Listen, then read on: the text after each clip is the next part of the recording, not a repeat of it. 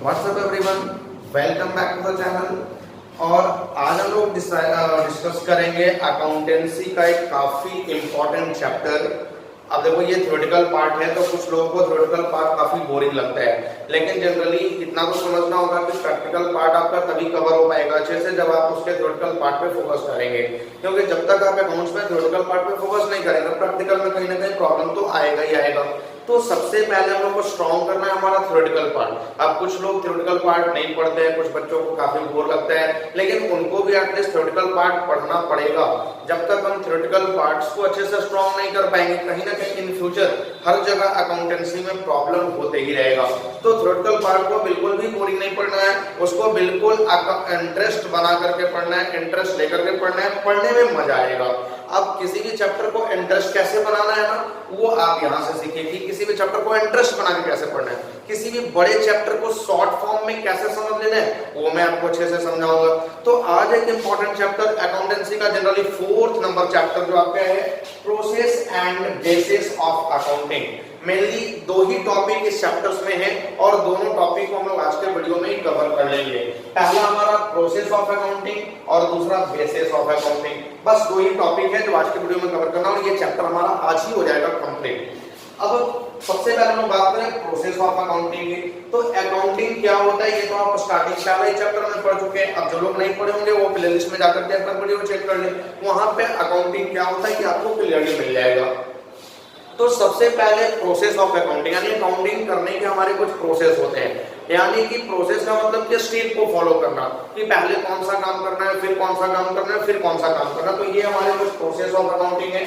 Mainly 5 step यहाँ पे लेने हैं, 1 2 3 4 5 और ये 5 स्टेप में हमारा प्रोसेस ऑफ अकाउंटिंग हो जाएगा कंप्लीट। आइए देखते हैं पहला स्टेप कौन सा है, आइडेंटिफिकेशन ऑफ ट्रांजैक्शंस। अभी आइडेंटिफिकेशन ऑफ ट्रांजैक्शन क्या है, देखो अकाउंट्स में बिजनेस में बहुत सारी ट्रांजैक्शन होती है।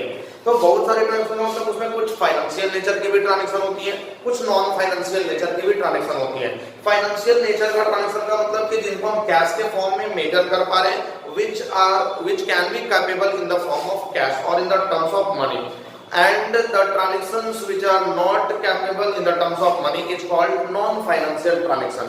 तो जितने भी ट्रांजैक्शंस होती हैं उन सारे ट्रांजैक्शंस को अकाउंट्स के बुक्स में रिकॉर्ड नहीं करा जाता है। Only those transactions will be recorded in the books of account which can be in measured in the terms of money। यानी कि अकाउंट्स के बुक्स में सिर्फ और सिर्फ उसी ट्रांजैक्शंस को रिकॉर्ड करना है जिसको आप मेजर कर सकते हैं in the terms of money. तो जितने भी फाइनेंशियल ट्रांजैक्शन होते हैं उनको आइडेंटिफाई करना कि जितने भी ट्रांजैक्शन उसमें से कौन से ट्रांजैक्शंस को हम लोग मनी के टर्म में मेजर कर सकते हैं, बस उस ट्रांजैक्शंस को आइडेंटिफाई करना, that is the first process of accounting. Next process हमारा क्या होता है, प्रिपरेशन ऑफ वाउचर। अब देखो जब भी आप ट्रांजैक्शंस को अकाउंट्स में उसमें रिकॉर्ड करोगे, अकाउंटिंग करोगे, तो वहां पे कुछ ना कुछ हमारे डॉक्यूमेंट्स होते हैं। उस डॉक्यूमेंट्स के बेस पे ही हम किसी ट्रांजैक्शंस को अकाउंट्स के बुक्स में रिकॉर्ड करते हैं। अब फॉर एग्जांपल कि आपने सेल करा तो उसके लिए आप अपने कस्टमर को कैश मेमो देते हो, आपने परचेज करा तो उसके लिए आपको बिल मिलता है। तो ये बिल, ये कैश मेमो हमारा बेसिक डॉक्यूमेंट्स होता है जिसके बेस पर ही हम उस ट्रांजैक्शंस का फर्दर ट्रीटमेंट करते हैं, उस ट्रांजैक्शंस को अकाउंट्स के बुक्स में रिकॉर्ड करते हैं। तो ये हमारा जो वाउचर होता है वो बेसिक डॉक्यूमेंट्स होता है। तो हर एक ट्रांजैक्शंस के लिए हम एक वाउचर बनाते हैं, एक बेसिक डॉक्यूमेंट्स बनाते हैं और उसी बेसिक डॉक्यूमेंट्स के बेस पे फर्दर ट्रीटमेंट करते हैं अपने बिजनेस ट्रांजैक्शंस का अकाउंट्स में। तो ये हो गया हमारा। अब नेक्स्ट हमारा क्या है, recording in the books of original entry. यानी जो भी ट्रांजैक्शंस हम लोग आइडेंटिफाई किए कि ये फाइनेंशियल नेचर का है, अकाउंट्स के बुक्स में रिकॉर्ड हो सकता है, जिसके लिए हम लोग वाउचर बनाए, तो उस वाउचर के बेस पे उस ट्रांजैक्शंस को ओरिजिनल एंट्री के बुक में रिकॉर्ड करना होता है। देखो ओरिजिनल एंट्री का मतलब होता है जर्नल एंट्री। और भी कुछ सब्सिडियरी बुक्स हमारे पास होते हैं, लेकिन मेजर जो ट्रांजैक्शंस रिकॉर्ड होते हैं वो जर्नल में ही रिकॉर्ड होते हैं। तो जितने भी वाउचर बनाए उस वाउचर के बेस पे उन सारे फाइनेंशियल ट्रांजैक्शंस को ओरिजिनल एंट्री यानी जर्नल एंट्रीज के बुक में रिकॉर्ड करते हैं या फर्दर सब्सिडियरी बुक्स में रिकॉर्ड करते हैं। नेक्स्ट आपका लेजर पोस्टिंग। अब देखो अकाउंट्स में ट्रांजैक्शंस तो बहुत सारी हैं और सारे ट्रांजैक्शंस को ओरिजिनल एंट्री यानी जर्नल एंट्रीज के बुक में रिकॉर्ड कर गया, तो वहां से किसी एक पर्टिकुलर पर्सन का बैलेंस निकाल पाना काफी डिफिकल्ट होगा। फॉर एग्जांपल कि हमने मोहन से कुछ ट्रांजैक्शन किए, मोहन से एटलीस्ट 20 to 25 टाइम्स ट्रांजैक्शन किए पूरे एक साल में, तो अब उस मोहन का ट्रांजैक्शन जर्नल के बुक में कहां रिकॉर्ड है ये ढूंढ पाना काफी मुश्किल होता है, ये फाइंड आउट कर पाना काफी मुश्किल होता है। तो उसके लिए हम क्या करेंगे, मोहन का एक अलग अकाउंट बनाएंगे और मोहन से रिलेटेड जो भी ट्रांजैक्शंस है, मोहन से हम जब ट्रांजैक्शंस करेंगे उन सारे ट्रांजैक्शंस को उस मोहन के लेजर अकाउंट में रिकॉर्ड करेंगे। तो जितने भी जर्नल होते हैं उस जर्नल से एक पर्टिकुलर अकाउंट बनाया जाता है और एक पर्टिकुलर पर्सन से रिलेटेड सारे ट्रांजैक्शंस को उसी अकाउंट में रिकॉर्ड किया जाता है, that is called the ledger posting. अब लेजर पोस्टिंग के बाद हमारा लास्ट स्टेप आता है प्रिपरेशन ऑफ ट्रायल बैलेंस। अब ये ट्रायल बैलेंस क्या होता है, तो जनरली आपने लेजर में जो पोस्टिंग किया है, आपने जो लेजर बनाया है उसका अरिथमेटिक एक्यूरेसी चेक करने के लिए जो हम स्टेटमेंट बनाते हैं that is called the trial balance. अब ये अरिथमेटिक एक्यूरेसी क्या होता है, अगर आप लेजर सब कुछ सही से बनाए हो तो आपका ट्रायल बैलेंस का जो टोटल कॉलम होता है डेबिट और क्रेडिट वो मैच कर जाएगा। अगर मैच कर जा रहा है यानी आपने पोस्टिंग किया, लेजर सही बनाया। अगर ये मैच नहीं कर रहा है यानी कहीं ना कहीं लेजर में हमारा कुछ अरिथमेटिक कुछ मैथमेटिकल मिस्टेक रह गया है, तो वो यहाँ पे ट्रायल बैलेंस बताता है। अब ट्रायल बैलेंस के बाद हम लोग बनाते हैं financial statement. Generally financial statement क्या होता है, तो फाइनेंशियल स्टेटमेंट आपके दो चीजों को शो करता है, एक हमारे बिजनेस का प्रॉफिटेबिलिटी और दूसरा हमारे बिजनेस का फाइनेंशियल पोजीशन। दो चीजों को ये शो करता है, प्रॉफिटेबिलिटी और फाइनेंशियल पोजीशन। अब फाइनेंशियल पोजीशन और प्रॉफिटेबिलिटी का मतलब क्या होता है कि प्रॉफिटेबिलिटी में हमने दो चीज बनाना है, एक ट्रेडिंग अकाउंट और दूसरा PL account, trading and profit and loss account. और फाइनेंशियल पोजीशन में हमने बस एक चीज बनाना है, बैलेंस शीट। अब क्या होता है, ये जो आपका ट्रेडिंग और प्रॉफिट एंड लॉस है ये दो चीजों का इंफॉर्मेशन आपको देता है, नेट प्रॉफिट और नेट लॉस का इंफॉर्मेशन, जबकि आपका जो बैलेंस शीट है ये दो चीजों का इंफॉर्मेशन देता है, एक हमारे बिजनेस का एसेट्स क्या क्या है और दूसरा हमारे बिजनेस का लायबिलिटीज क्या क्या है। तो ये होता है हमारा फाइनेंशियल स्टेटमेंट लास्ट स्टेप। तो ये process of accounting I hope कि आपको अच्छे से समझ में आया होगा। इसका स्टेप याद रखना है, सबसे पहला आइडेंटिफिकेशन ऑफ ट्रांजैक्शन, दूसरा प्रिपरेशन ऑफ वाउचर, तीसरा recording in the books of original entry और journal entry, fourth posting into ledger and the fifth and last is preparation of trial balance and financial statement. अब इसके बाद बस एक topic हमारा बच गया इस चैप्टर में, बेसिस ऑफ अकाउंटिंग, और ये काफी इंपॉर्टेंट टॉपिक है, आपको फर्दर अकाउंटिंग करने में हेल्प करेगा। तो आप इस टॉपिक पे सबसे ज्यादा कंसंट्रेट करोगे। देखो बेसिस ऑफ अकाउंटिंग यानी कि हमारा अकाउंट्स में काम जो करते हैं हम उसको करने का बेस, अकाउंट्स बनाने का बेस। तो जनरली अकाउंट्स बनाने के दो बेस दिए गए हैं, पहला कैश बेस और दूसरा एक्रूअल बेस। अब कैश बेस क्या होता है और एक्रूअल बेस क्या होता है, दोनों में हम फर्दर डिफरेंशिएट करेंगे कि कैश बेस और एक्रूअल बेस दोनों क्या है, तो आप इसको अच्छे से समझेंगे। सबसे पहला तो कैश बेस यानी कि अकाउंटिंग तो दोनों में हो रही है, कैश बेसिस में भी अकाउंटिंग हो रही है और एक्रूअल बेसिस में भी अकाउंटिंग हो रही है, लेकिन दोनों में सबसे बेटर कौन है, हम किससे अकाउंटिंग करें ताकि हमारा बेटर रिजल्ट्स हो। तो यहाँ पे डिफरेंशिएट करेंगे, उसके बाद क्लियर हो जाएगा कि दोनों में कौन सा बेसिस हमारा बेटर बेसिस है। तो पहला क्या लग रहा है, cash basis records only cash transactions, यानी कैश बेसिस क्या बोलते हैं कि सिर्फ उसी ट्रांजैक्शंस को हम रिकॉर्ड करेंगे जो कैश में हुआ है, यानी वो ट्रांजैक्शंस जो क्रेडिट में हुआ उसको हम रिकॉर्ड नहीं करेंगे, सिर्फ कैश वाले को रिकॉर्ड करेंगे। ये क्या बोल रहा है, record cash as well as credit transaction. अब एक्रूअल बेसिस बोलता है कि कैश और क्रेडिट दोनों ट्रांजैक्शंस को रिकॉर्ड करेंगे, क्योंकि देखो होता क्या है कि एक बिजनेस में ट्रांजैक्शंस तो दोनों तरह की होती हैं, कैश भी होती है कुछ क्रेडिट भी होती है। तो अगर हम सिर्फ क्रेडिट को रिकॉर्ड करें, कैश को रिकॉर्ड ना करें, सॉरी कैश को रिकॉर्ड करें क्रेडिट को रिकॉर्ड ना करें, तो हम क्रेडिट ट्रांजैक्शंस को भूल जाएंगे, और जब हम क्रेडिट ट्रांजैक्शंस को भूल जाएंगे तो उससे हमारे बिजनेस का एग्जैक्ट पोजीशन पता नहीं चल पाएगा।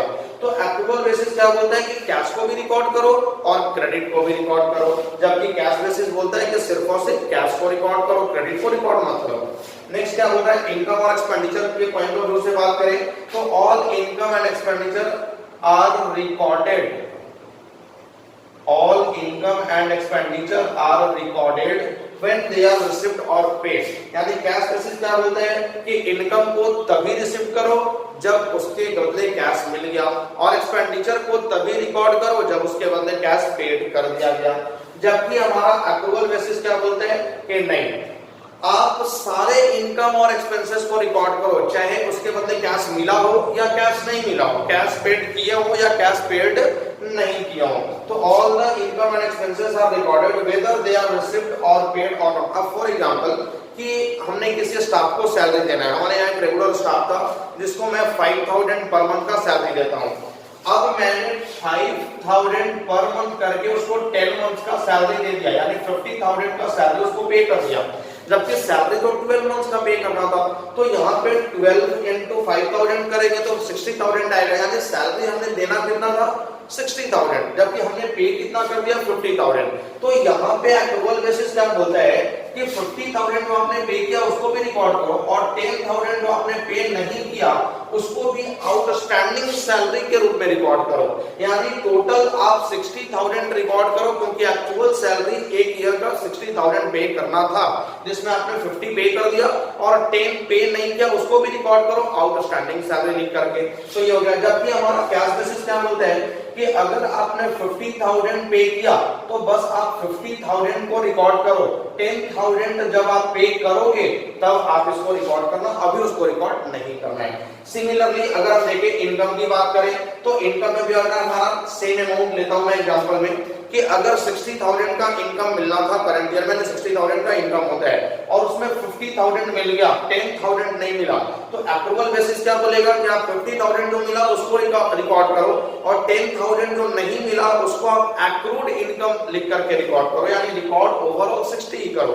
जबकि कैश बेसिस क्या बोलता है कि अगर 50,000 मिला तो आप बस 50,000 को रिकॉर्ड करो, जो 10,000 अभी नहीं मिला उसको आप रिकॉर्ड मत करो, जब वो मिलेगा तब आप उसको रिकॉर्ड कर लोगे। तो ये होता है। अब उसके बाद देखते हैं कि कौन जो है बेसिस कंपनीज एक्ट के अकॉर्डिंग सुटेबल है, सही है।